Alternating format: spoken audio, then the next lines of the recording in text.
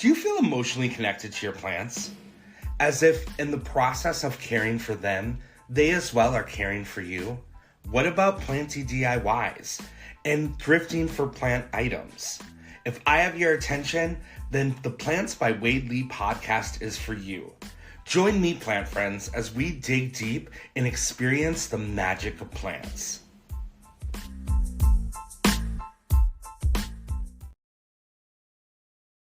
Hi, plant people, and welcome to the third season of the Plants by Wade Lee podcast. I am honored to have CEO and founder of Rosy Soil, Chad Massura. Thank you so much for coming onto the pod. I'm so excited to talk to you. You are the self-proclaimed soil nerd.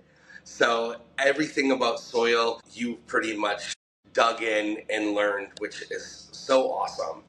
I want to start actually in the beginning. I did read that you grew up in Chicago and you gardened with your grandma, and that really lit the passion for gardening for you.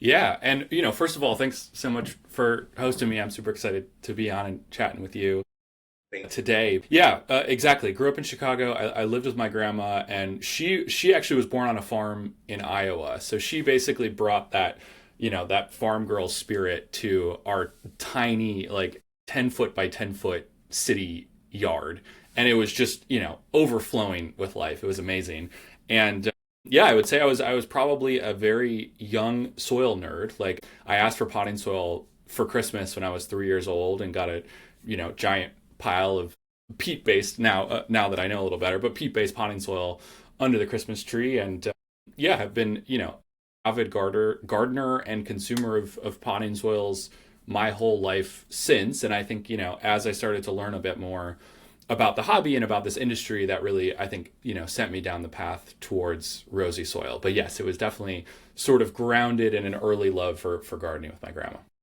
And professionally, you came from a food industry background. When did that kind of convert to thinking about starting Rosy Soil? So I grew up in Chicago, and then I went to school at USC in LA. And while at school, I sort of stumbled into the food industry, I suppose. My freshman dorm roommate and I just started delivering food to our friends in the dorm, basically. And we got super lucky, and we sort of caught the entrepreneurial bug, I suppose. And we ended up being able to raise some venture capital, and we scaled the business nationally. And so we really, we started to really kind of understand the food system and play our small part in it. And I think, in retrospect, one, I loved the process. I loved building a team. I loved building a product. I loved kind of all the challenges that came with kind of scaling something and building something for consumers. But at the same time, I sort of felt like I was on the wrong side of the food industry. We were delivering mostly fast food sort of on demand, and that just felt like it was kind of perpetuating, as I learned more about the industry, kind of perpetuating some of those issues. And so I dropped out of school for 6 months and went and farmed on organic farms in Chile and Argentina, and just started reading everything I possibly could about the food system. And I would say that sort of, study and thinking and just trying to understand, what I personally as a young person wanted to work on, started to sort of push me down this path towards, what is now Rosy, and trying to create, organic, high quality, high performant, and, low environmental footprint soils. So it's been a kind of fun, kind of circuitous journey to get here. Yeah. Well, and then when did you start really learning about the negative effects on the environment that peat actually has? Through actually just starting to get really concerned about sustainability and climate change in general. I would say 2018, 2019, 2020, I think I, like a lot of people, started to just sort of dive into the research around kind of climate change and sustainability. And in doing so, I found this technology / sort of ancient soil amendment called biochar, which is this wonderful input that farmers discovered thousands of years ago. It's essentially burying charcoal in your soils to improve them. Recently, it's gotten a lot of attention because from a climate perspective, it actually fixes carbon. So for every ton of biochar produced, about 2 to 3 tons of CO2 are fixed in that material. And so it has this like wonderful win-win where it improves soil health, it improves plant health, but it also helps to actually reverse climate change. And so I was just excited about that idea. That's a really kind of interesting and sort of potentially sort of massive solution. And, in kind of my sort of research and kind of falling down that rabbit hole, I read a study by an amazing soil researcher named Meng Gu that said biochar could not only replace, but actually outperform, and I think that's the key word, outperform peat in a potting soil. And I knew what peat was. I had been buying peat-based potting soil, like I said, kind of my whole life. And I sort of said, why would you want to replace peat? It seemed like such a harmless, I've been using it in a soil forever. And sort of that question, I think, really has just been rattling around my brain kind of ever since. And I think, starting to discover some of the issues around peat harvesting and peat bogs, I think really made me just feel an urgent call to try to figure this problem. Well, yeah. I had a question about the biochar. Is that similar to like the science behind like burning of forests, or no? Sort of, yes. So, I think what you're kind of asking is, after say prairie fires or forest fires, there's evidence of kind of increased fertility in the soils. It's sort of part of that whole ecosystem. And you're exactly right. So, biochar in a way is naturally formed. Some biochar is naturally formed during that process. And actually, we're talking about Iowa again, but some of the, most fertile kind of soils in the country. And research suggests that, a high percentage of that soil-based carbon is naturally occurring biochar or charcoal from, historic prairie fires, which is fascinating. So when peat bogs are harvested, so just to back up maybe a little bit, so peat moss, I think most gardeners have kind of seen that word before. It's the primary ingredient in, I would say, traditional commercial potting soils. So, your traditional bag of potting soil is 70-80% peat. Peat moss, unfortunately, is harvested from peat bogs, which are these really important wetland ecosystems that not only store a number of amazing kind of species, but also store actually most of the Earth's carbon. And so there are these kind of wonderful carbon sinks that are all over the world. In our case here in the US, we get most of our peat from Canada, from bogs in Canada. Unfortunately, harvesting these bogs for things like peat moss releases untold amounts of CO2. Again, because they hold so much carbon, as we drain and then harvest them, they release a lot of that stored carbon. And so unfortunately, peat moss has a quite high environmental toll, both on the sort of environmental destruction side, but also on the sort of CO2 side.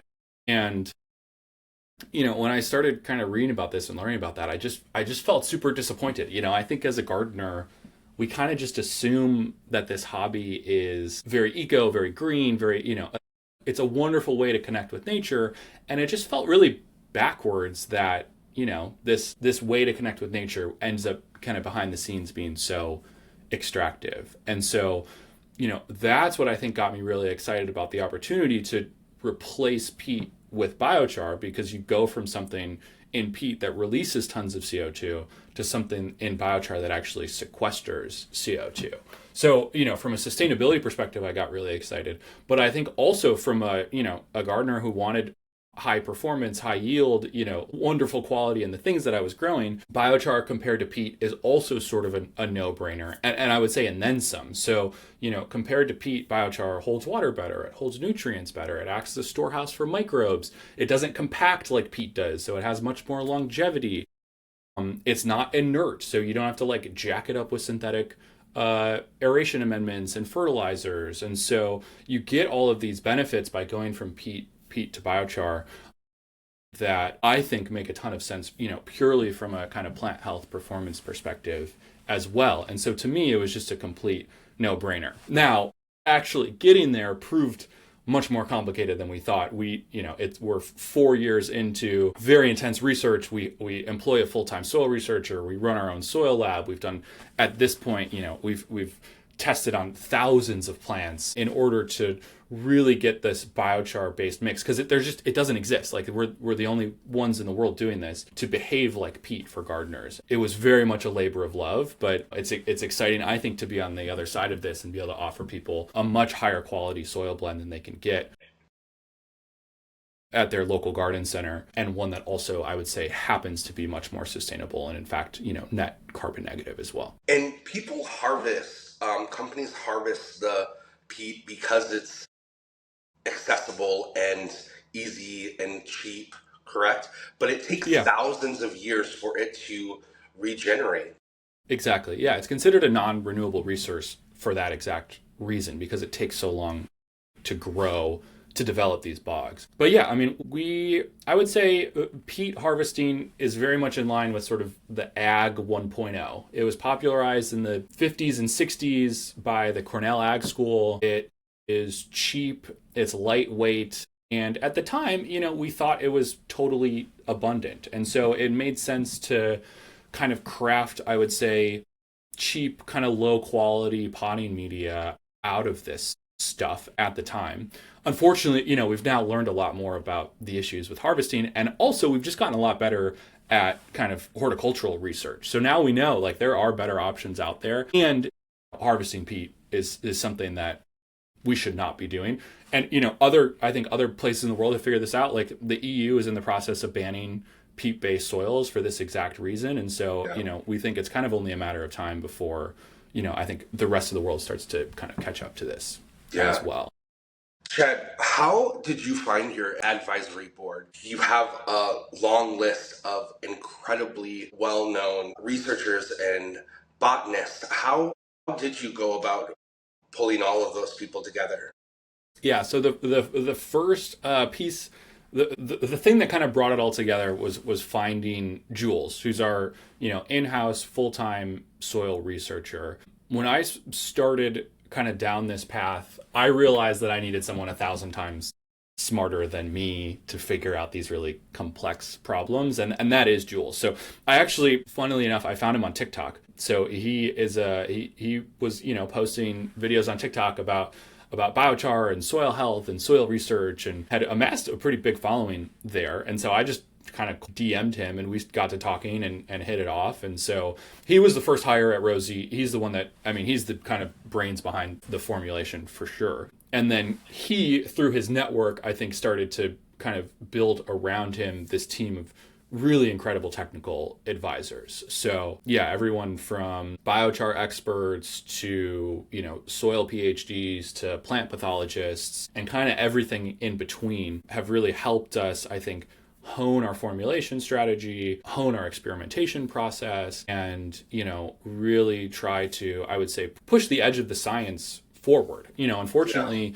the world of biochar research is still fairly limited, and so a lot of the questions we started asking just didn't have answers. And so we went and had to figure out what type of biochar, how do you blend it, what type of other inputs, what's the water retention and aeration, and what are all the pieces that need to come together in order to I think deliver for people on the expectations that they have from a peat-based mix. But I would say, and then some, really push the edge on performance so that people are, can get the best soil possible. And I think that has the opportunity to create the most impact, where we don't expect people to buy Rosy because it's the most environmentally friendly. I think that helps for sure. But we want people to trade up to Rosy because it's the best soil you can buy, full stop. And I think, Jules and the team of technical advisors that we have behind him are really the ones that are kind of getting us there. That. And you had your kind of push off of Rosy at the New York Botanical Gardens. You built a great relationship with them. That was something interesting that I heard on the Plant People podcast. And how did that relationship begin for you? When we, first started, it sounds simple, but just we were blending soils, biochar soils ourselves, and like in my kitchen kind of thing, and slapping a label on it and trying to see who would be interested in something like this. It was, at the time, it was not a very good product, and it was certainly not a very good kind of packaging and customer experience, but it was, we were just getting started.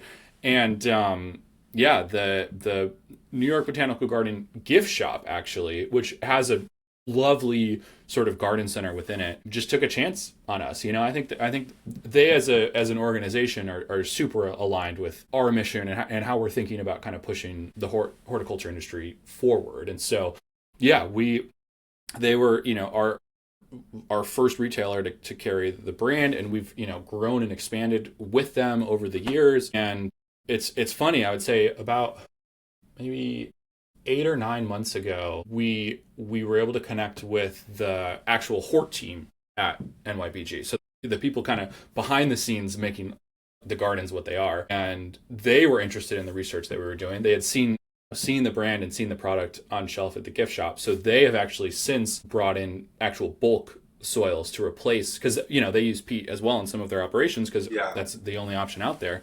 And they really wanted to find a peat replacement. And so, you know, they've started to use bulk Rosy in their operations, which were, Love you know, that. just so. That's amazing. I wanted to also ask you, like, what is your favorite part of NYBG? Is there a part of the botanical gardens that is your go-to that you love to hang out in?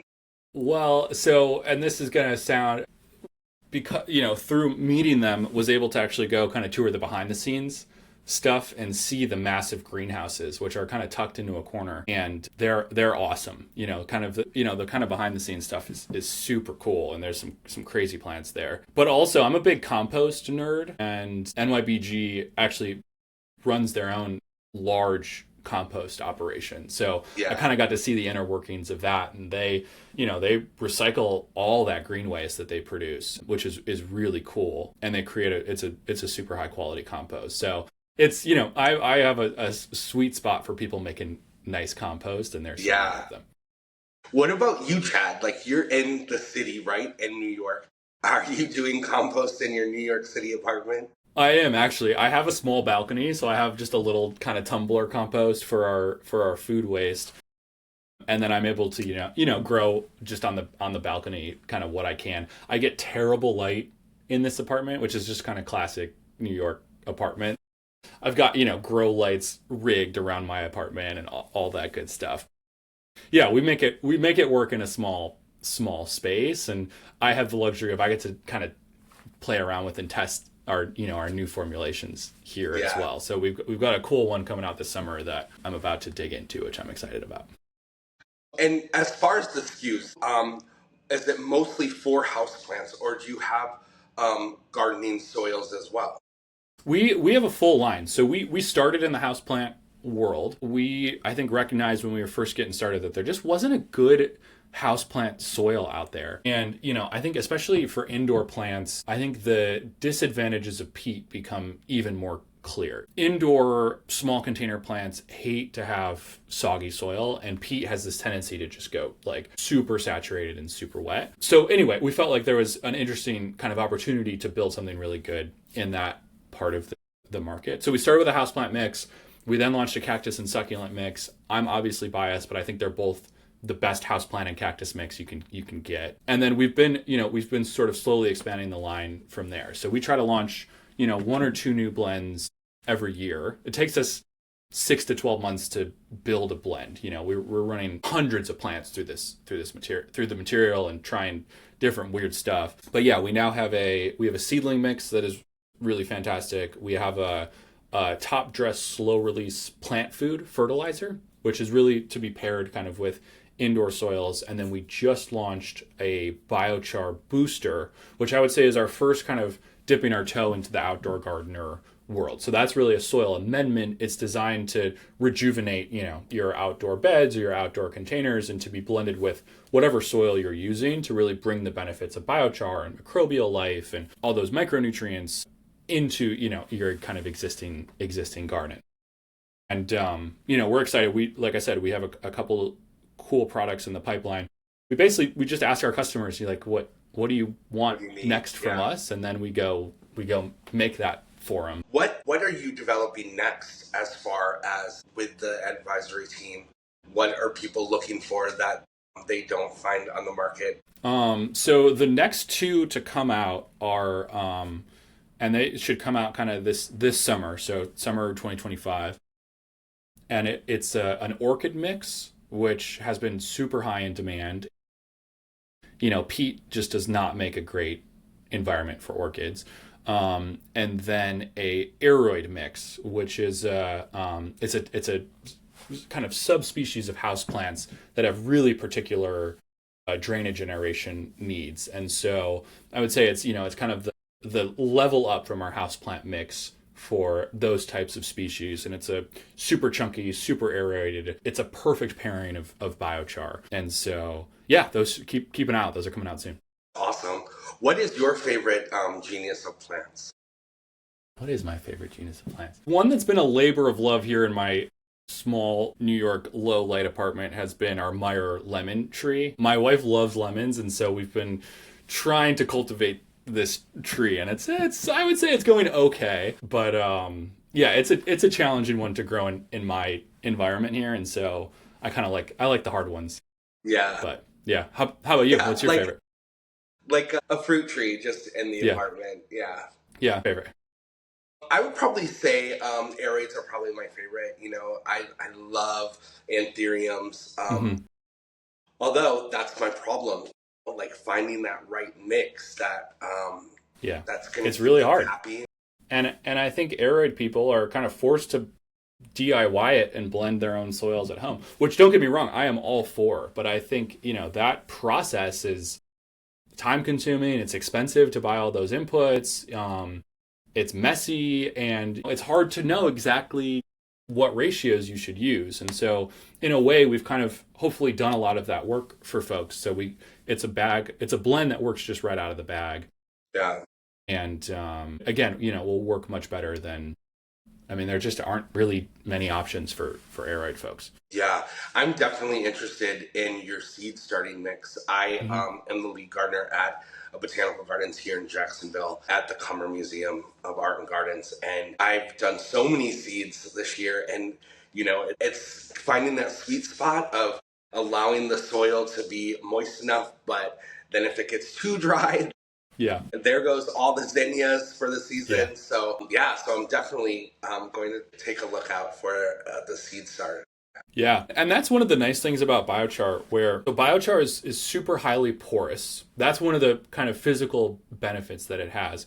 And that porosity, those pores, hold water really well, but in a way that actually weirdly is not plant available. And so what ends up happening is, as the surrounding media dries out, the biochar releases its moisture and keeps the soil at a very consistent moisture level for longer.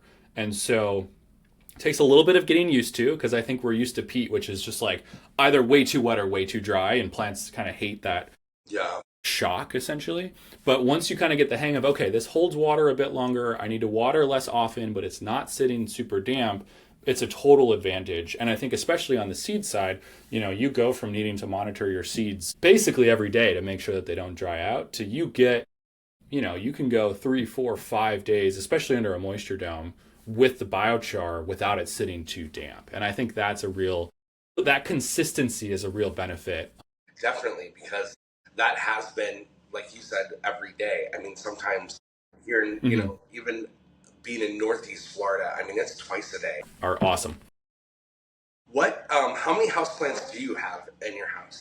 How many do I have? Let's see, I'm not crazy. I have maybe 10 inside, and then I grow, like I said, poor light, so they're just crammed against the windows. And then I have, I do a whole outdoor balcony garden in the summers as well, but that's mostly edibles.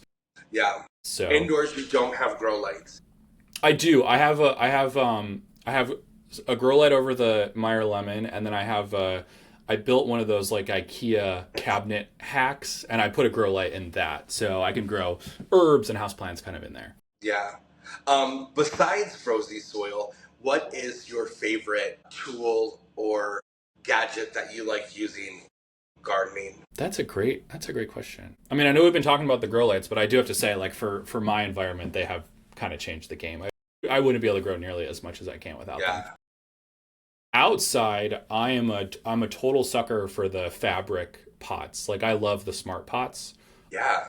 because, especially here in New York, we get, crazy rains in the summer and then crazy heat. And so it really helps, I think, with the drainage and them not getting sort of too damp. It's kind of it's a Band-Aid, or it's like a training wheel support for this environment. Yeah. Yeah. But I love grow bags because they're just Yeah. functional and easy, and Yeah. like urban gardening, it's perfect for urban gardening. And you can move them around Everything in it. easily. Potatoes, like Yeah. yeah. Yeah, that's so cool. How about your wife? Is she a big plant person as well? Not as much. I think she's gotten more into it with me. I think she definitely likes she's a big cook, so she loves all the things that kind of come out of the garden. Yeah, yeah. So she's a beneficiary of it for sure.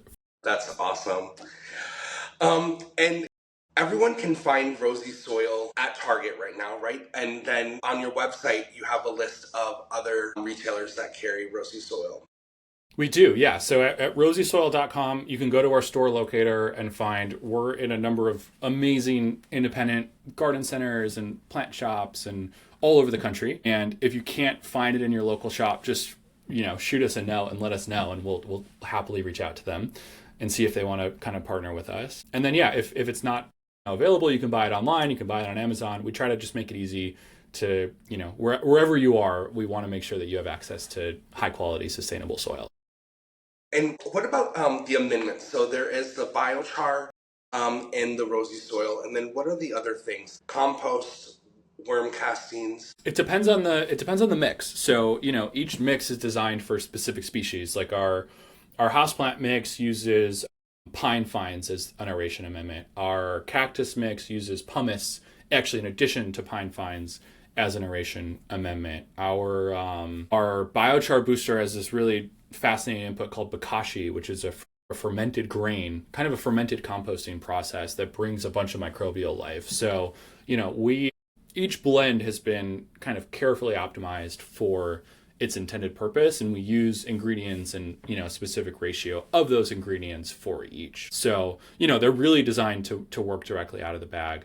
For sure, people like amending them, and I'm all for it. But I would say, we've tried to make it so it's really easy to be a successful gardener just by using the right soil. Yeah, that's awesome. And will you be at TPIE? We will.